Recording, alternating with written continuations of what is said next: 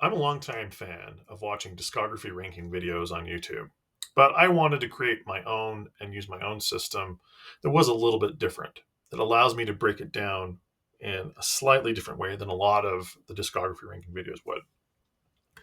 A lot of videos will simply do a rating of 1 to 5 on the albums and then rank them in the order in which they like them. And I wanted to do something that is maybe slightly more complex.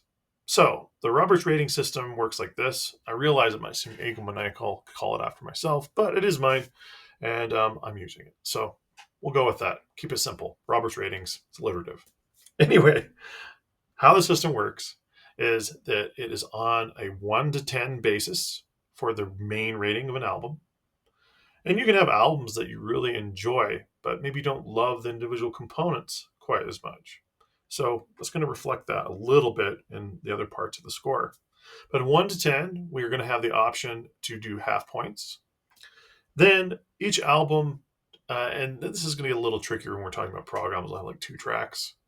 But just for the basics, each album will get an additional point for every song on the album that I feel like is a standout track, one that I go back to repeatedly, or I feel like is a great example of the band or the singer or whomever they may be.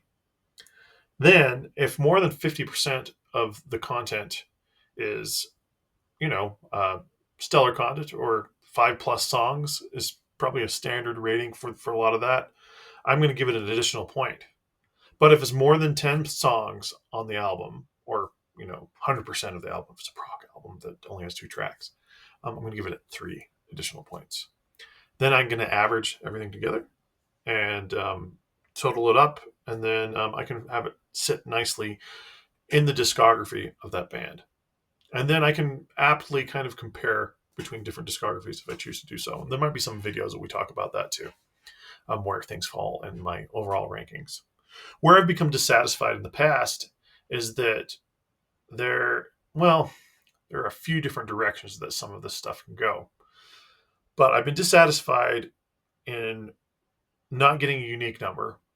This way, I get a pretty unique number for most albums. And especially when we're talking about ranking the entire discography of a band, you get a unique number for the entire band. And then where I've become dissatisfied is if I compare between bands, what kind of score they might get. When I use more simple numbers, it doesn't usually wind up unique. Whereas this often, at least in my experience so far, I've never had a repeat number. It also allows bands that have less albums to still perform relatively well in the overall score compared to bands that have lots of albums, because there's also an averaging component involved with the overall score. So this makes it so that even though I have some bands that have very few albums, or they might have, a good example is Creedence Clearwater Revival. They have a good chunk of albums, but it's for a short period of time. But the nice thing about Creedence Clearwater Revival is they have tons and tons of amazing songs. And so they will shine higher. They'll move higher in my overall ranking because of that very fact. They won't be punished quite as much because of the overall lack of albums in comparison to, say, like someone like Jethro Tull, where they have more than 20 albums. Anyway, hopefully this explanation makes sense. We'll probably go into more depth about some of this stuff further on in other videos, and we'll review in actual ranking videos. But looking forward to using the system and seeing what you guys think. So, welcome to Robert's Ratings. Hope you enjoy.